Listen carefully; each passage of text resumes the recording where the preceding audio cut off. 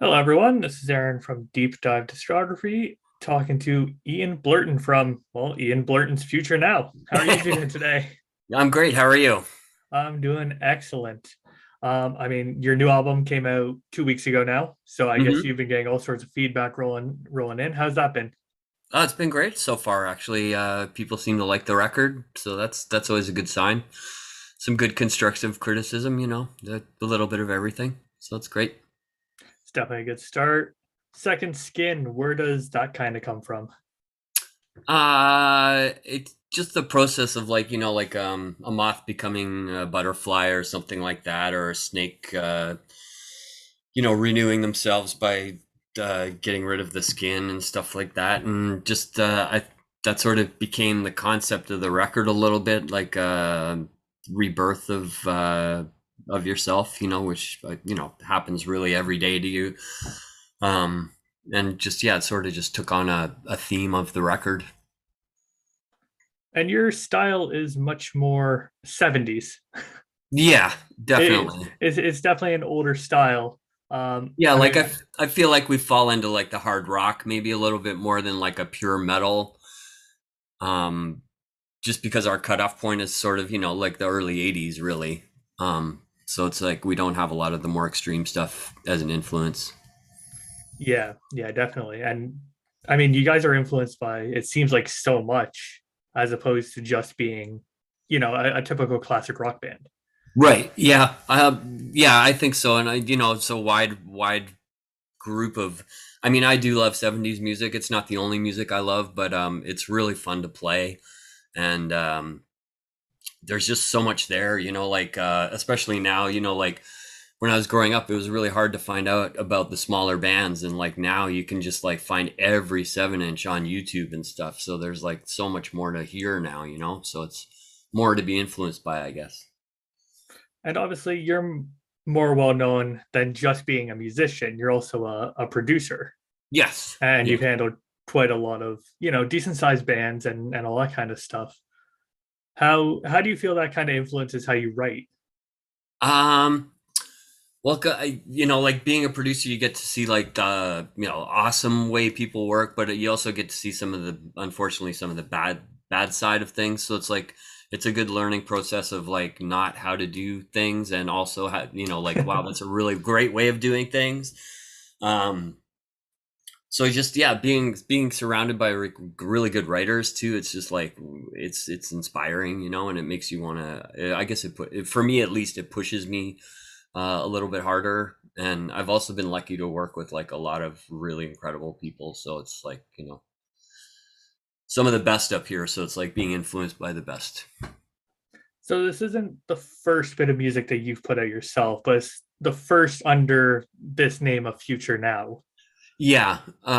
Like Anna, the bass player, and Glenn played on the first record, but there was no band on that record. It was sort of, I just sort of put together power trios out of like my favorite rhythm sections in town. And then when we started playing the record live, Anna and Glenn and Aaron, who's the guitar player, came on, and that became Future Now, just because there was no band basically. And what was kind of the way you went ahead in writing this album? Hmm. Well, we recorded the record at this place called the National Music Center in Calgary, and they have like an artist in residence program that they let us come come down for, and you get to choose. They have a massive collection of instruments and stuff, and they let you choose an instrument. And so I chose a mellotron, and so that kind of like really started influencing how the record was. Like the quieter bits that are in between, the quieter passages are a lot of mellotron and stuff. So I guess the environment really or sorry, where we were going to record influenced what we were doing.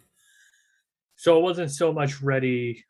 I guess ready is probably not the right word, but ready ahead of time and going out to record. Yeah, no, it was like Glenn and I rehearsed a bit, but Anna, like the four of us just kind of knocked the songs out, like live off the floor, basically, and made adjustments, and worked with them as we went through them, kind of thing. So it was like sort of what you hear on the record is us, getting to the final take, basically. Yeah, it's all almost live. It's an almost live album. It does have a live feel. There is, there is editing and stuff like that, but it's not like there's no, drum samples and auto tune and all that kind of sort of like, current things that most people do on records. There's none of that. So, And from my understanding, you're Toronto based. Is that right? yes. Yeah. So what made you decide that Calgary was the way to go when it came to doing all this? Well, it was the studio out there and Yeah. the fact that they gave us the time and, like the actual, uh, thing that we recorded on was it's called the Rolling Stones Mobile, and it was like the Rolling Stones built it as a portable studio in the 70s, so they could go over and record anywhere. And it sort of ended up in this museum in Calgary, and so they were like, "You can record your record on the Rolling Stones Mobile." And so I was stoked about that because some of my favorite records were recorded on it. Like Exile on Main Street, Machine Head, Deep Purple, lots of great records. Status Quo Live. And that's why you're more than happy to just knock something out then and there because it's either that or you don't get the chance. Exactly. And also, like if like some of my favorite bands can knock it stuff out in 4 days on that, then hopefully I can, or we can attempt to do it at any rate. Whether we succeed is something else. But And obviously, like I said, you are a producer. You obviously work with a lot of bands who have a lot more time than that to write, practice, demo, record, all that kind of stuff. hmm Do you feel like having all that extra time makes more fluff in an album, or it it depends. Like sometimes no, and yeah, and sometimes you can really you can go too deep into a record and yeah, sometimes though I've worked on records that took a long time and just there was a lot of like a lot of nitpicking over very small details that it ended up making it a really cool record actually.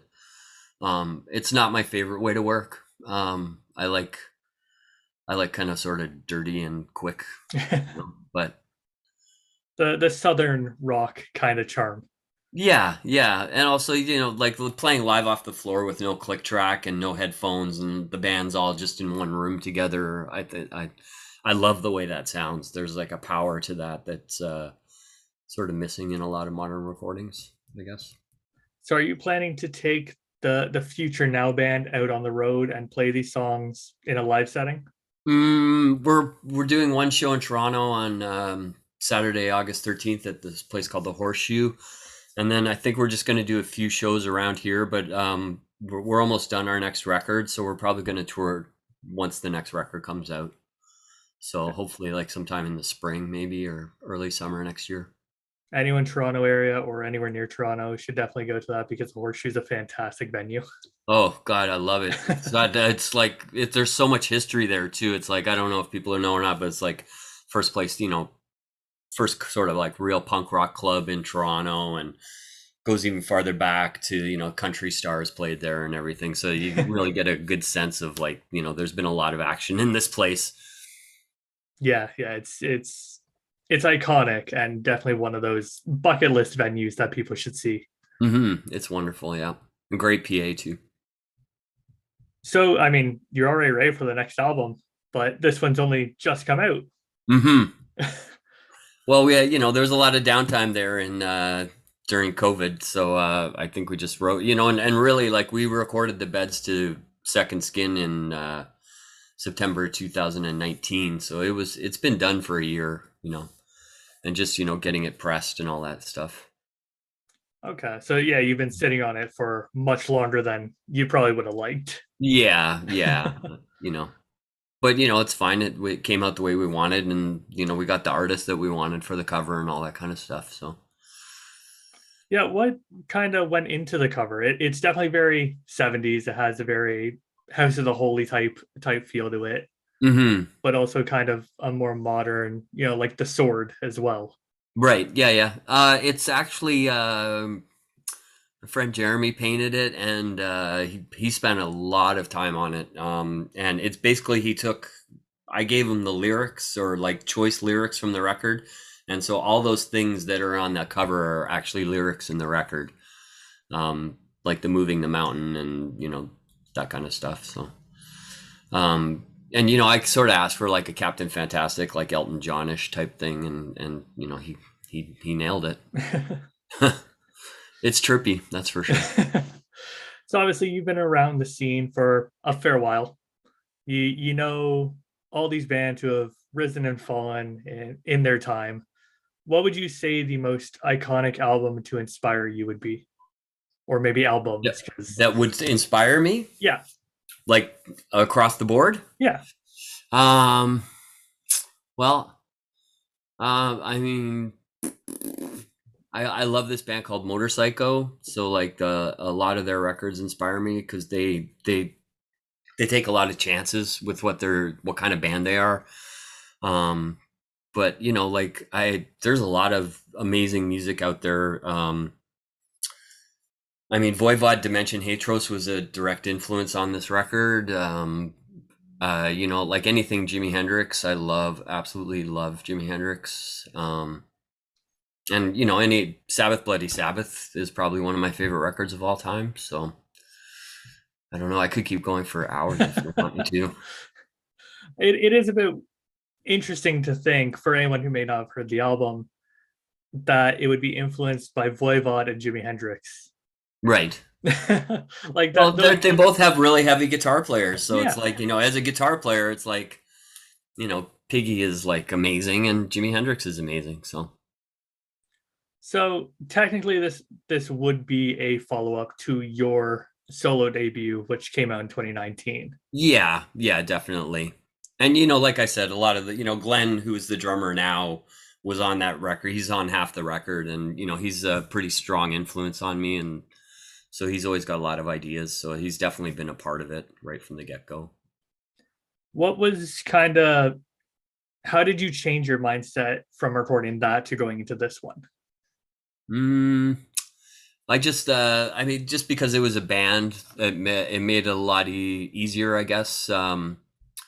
Just because when it's a solo thing and I was producing and engineering and playing on the record, I kind of sort of had to do a lot of different things. And with this record, now that the band had become like a band, and we had a really great engineer named Jason Tot from in Calgary, and so it just made it a lot easier for me to just play and be a musician as opposed to having to do all these other things.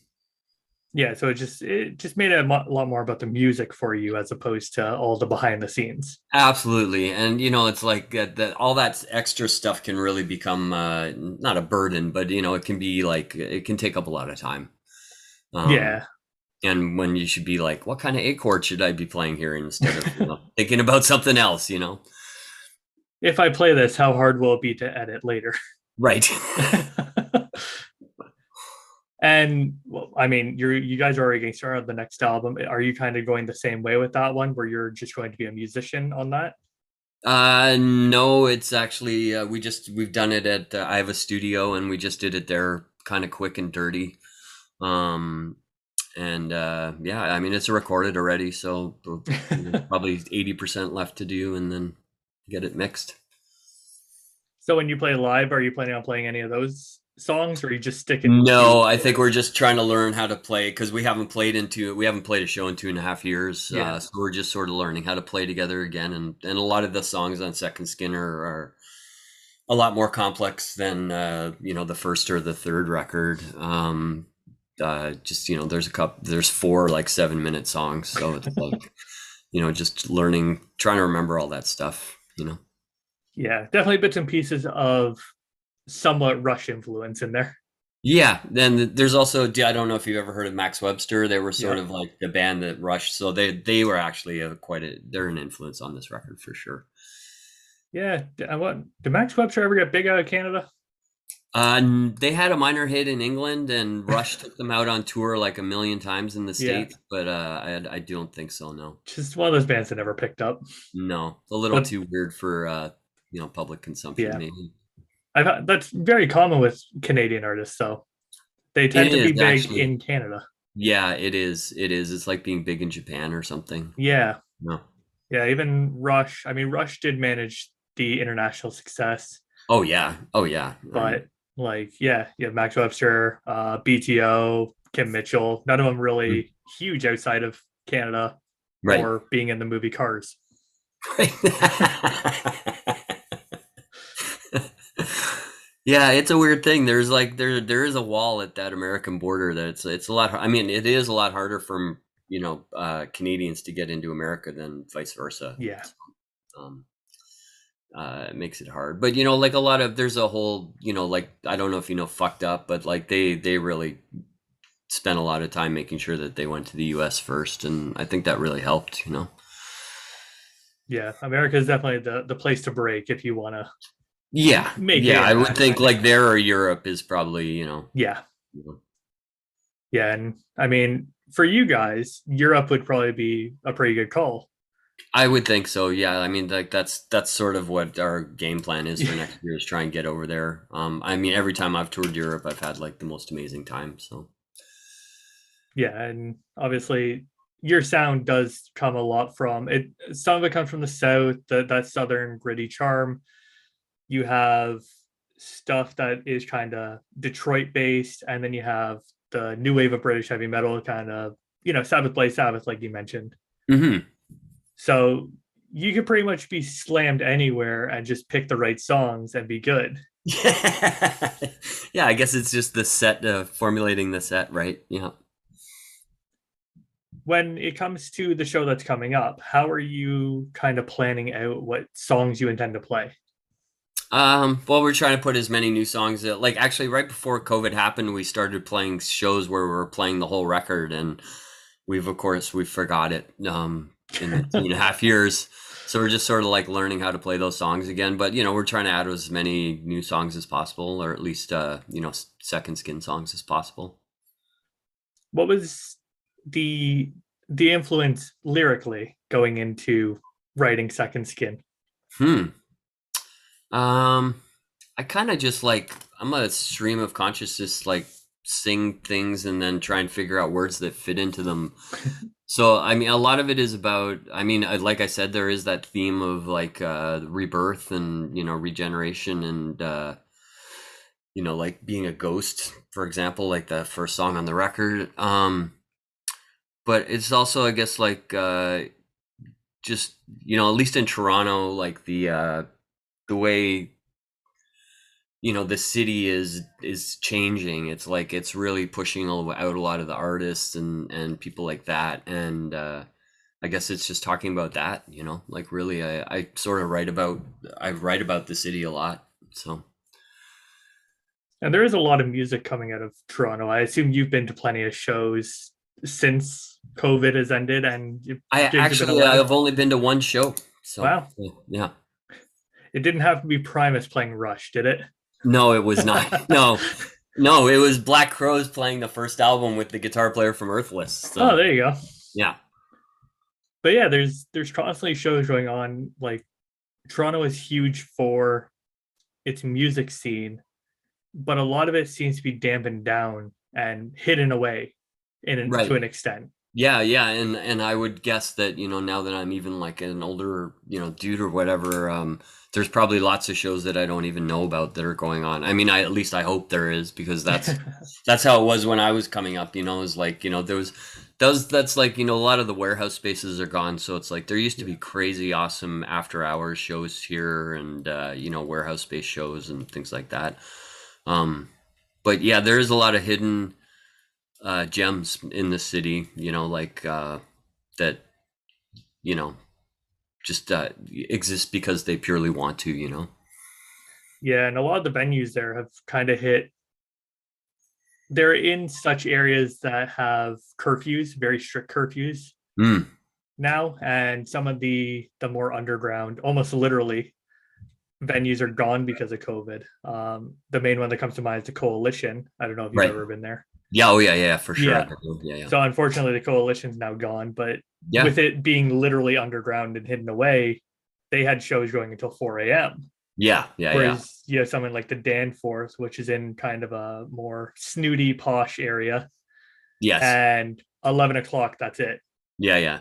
And Yeah. There's a so, lot of 11 o'clock going on, yeah, yeah. And which is unfortunately, weird. like you said, with all the warehouse shows being gone, all those kind of DIY venues being gone. Yeah. Like that's because that's ultimately that's the most important stuff, is the very, very small, like, I mean, talking about for new bands and things like that, it's like, that's where they get birthed and learn how to play, and all that stuff, and just having a whole bunch of fertile little scenes is always a really good thing. Yeah, yeah, and in Toronto, you basically have the Hard Luck Bar, and that's about it left. Yeah, yeah. Whereas, like America, there's so many places in, especially Detroit. I've talked about that a lot with people, where you have all these shows that do go to 11, which are like tours, but then you can go across the road to a DIY venue and a new show starting, Right. which obviously is really good for smaller artists who are just like, yeah, I'll play at 1 a.m. if I have to. At least I Hmm. get to play. God, I've played at 4 a.m. because I was able to, like at a South by Southwest party, and it was, there was hardly anyone there, but it was fun. And that is the stuff that has to happen, Yeah. like So it'd you be gotta. Sorry, go sorry, go ahead. ahead. No, go ahead. I was gonna say you have a song on the album called "Denim on Denim." I mean, Yes. are you essentially just singing about the Canadian tuxedo? Oh yeah, and also like well, basically making out with somebody who's wearing denim as well. I mean, that's what that song's about. Nice and simple, Yeah. but that's 70s rock, isn't it? Just Hmm. simple to the point. There's no hidden context. No, no. It's pretty that's at least that song's pretty straight ahead. Yeah. Well, last but not least, Ian, do you have any final notes you would like to give to your fans listening in? Oh man. I don't know, support your local scene, and I don't know, keep the underground alive, I guess. Like that's what we really need now, as the way if things keep going the way they are, we're going to need that more and more, just cuz it's being pushed farther and farther down. Definitely, and definitely support this guy. Yeah, I'm pointing the right way. And I support needed to that make sure. guy. Yeah, support this guy. Uh, I mean, the new album, Future Now, it is just 70s hard rock goodness, really. Right Uh, on. Second Skin, yeah, it is out now, so easy to find. Buy it, stream it, whatever you need to do, but definitely jam it. Right on. And vinyl's available from Seeing Red at Bandcamp, and Ian Blurton Bandcamp, and there's two different variants, so if anyone's interested. There you go. All the collectors can get both variants. Problem Yeah, there solved. you go. Awesome. Well, thank you so much, Ian. I very much appreciate your time. Right on. Thanks for having me. My pleasure.